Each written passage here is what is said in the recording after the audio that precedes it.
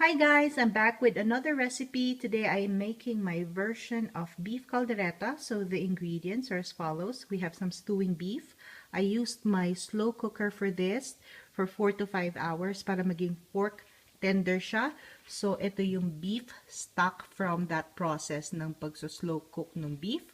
I also have my vegetables. I roasted them sa 420-degree oven for about 20 to 30 minutes with salt, pepper, and oil para mag-develop yung flavor and color. So I have my garlic, I have onion, potatoes, carrots, red bell pepper, and sinama ko na rin yung aking hot dog for this. I am also using liver spread and tomato sauce and the usual oil, salt, pepper, fish sauce, and a little sugar. Okay, so let's get cooking. Okay, so I am sauteing my garlic in a little oil and then golden brown na siya. I am gonna add my onions and wait for it to be translucent. Then we can add our stewing beef. Okay, so the onions are translucent, garlics are golden brown in color. Now we can add in our stewing beef.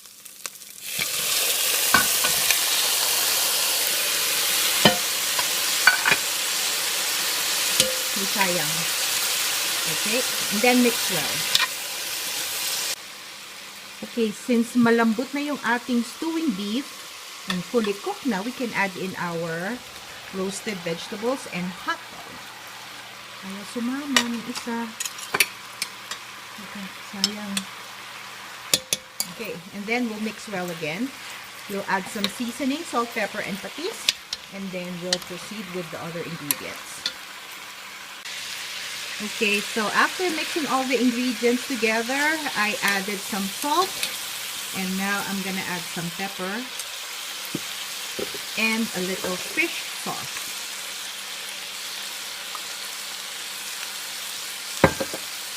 Mix well. Okay, so I am slowly adding in half of the 680 ml of tomato sauce. And then we'll go from there. Okay, so after the tomato sauce, I also added 1 cup of the beef broth. We'll cover this and let it simmer. Okay, so nag-boil na siya, and I find this to be a little bit on the thicker side, yung sauce. If you want, you could add more broth, or if you want, you can just leave it as is and then just lower the temperature, okay? I can now add also my 2 to 3 tablespoons of liver spread, and of course, I'm gonna add for sweetness ang ating konting sugar. And then check for seasoning as well. Okay, so as you can see, ang ganda na ng consistency na ating caldereta. So, chinek ko for seasoning. As usual, I needed more sugar dahil gusto ko ng konting tamis, and I needed a little pepper and patis. Patis, actually. Other than that, it's all good for my taste buds. So I hope you guys give this a try, and please let me know what you think. Thank you.